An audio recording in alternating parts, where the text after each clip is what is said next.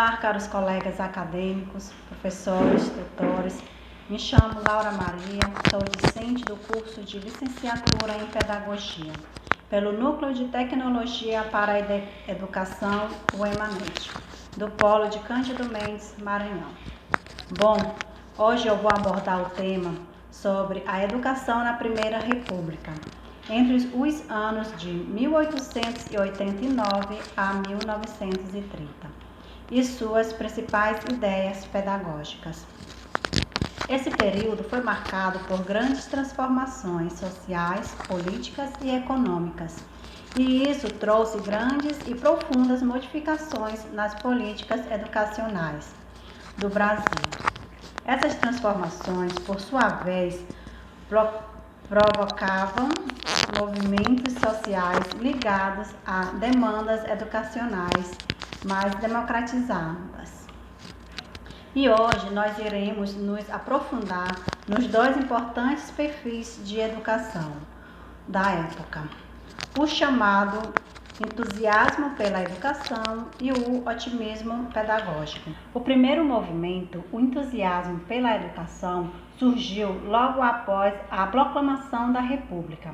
Os defensores ou as pessoas envolvidas neste movimento recomendavam a necessidade de mudanças quantitativas na educação.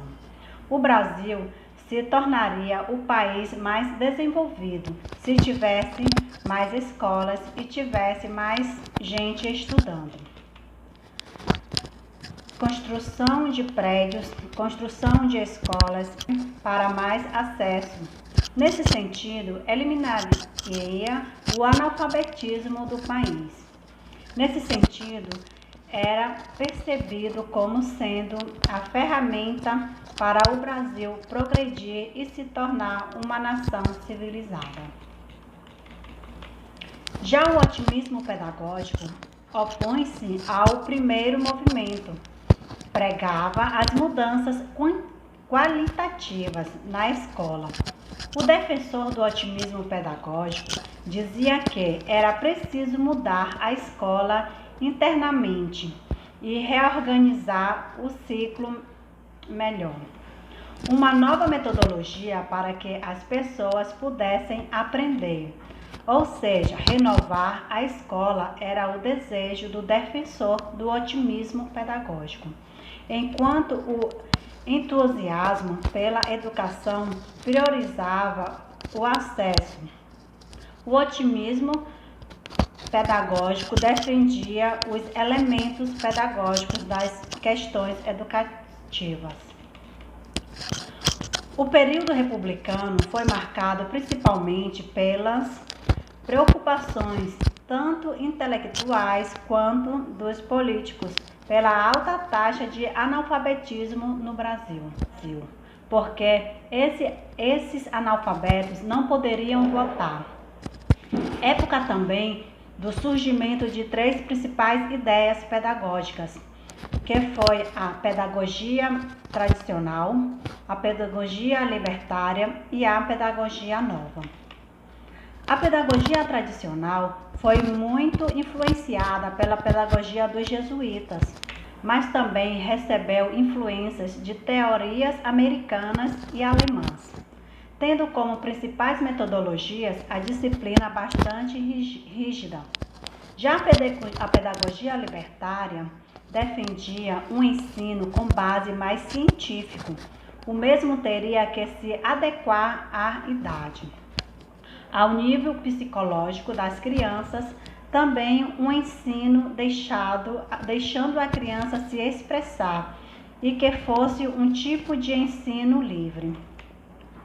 Já na pedagogia nova, teve influências de João Darwin, que tinha teorias como relação à metodológica de ensino-aprendizagem, no qual o aluno passava a ser o centro do processo e não mais o professor como na pedagogia tradicional. Da Primeira República, nos anos de 1889 a 1930, que o governo empreendeu várias reformas, principalmente no que diz respeito ao que conhecemos como ensino médio e ensino superior.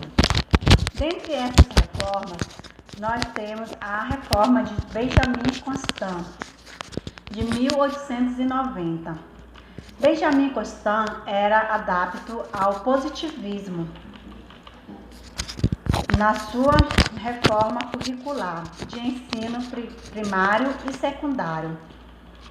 Ele defendia o ensino laico e que fosse livre para todos os graus, sendo que o ensino primário seria gratuito.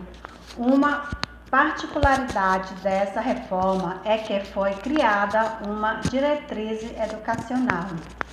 Essa diretriz abrange todos os níveis de ensino. Nesse contexto, temos também a reforma de Epitácio Pessoa, no ano de 1901. Na verdade, essa reforma foi uma consolidação das ideias de Benjamin Constant. Elas foram adaptadas às realidades regionais. Também defendia o ensino secundário, visando assim a consolidação de estrutura seriada do modelo educacional. Na reforma de Rivadavia Correia, em 1911, ficou estabelecido ensino totalmente livre. Todos os certificados do ensino secundário, tanto dos colégios particulares como das instituições equiparadas, foram abolidas.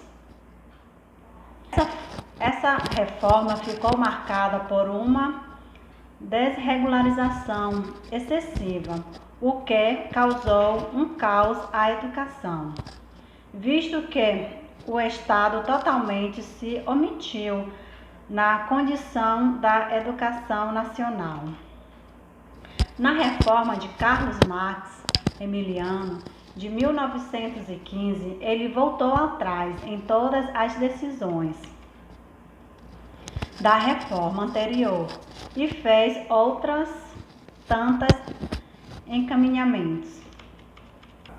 Então, essas reformas foram responsáveis por oficializar o ensino e também a volta da interferência do Estado no mesmo. A reforma de Rocha Vaz, de 1925, teve como ponto principal a criação da disciplina moral e cívica. Também a continuidade do Colégio Pedro II e a sua equiparação com instituições somente a estaduais de ensino secundário. Vai lá.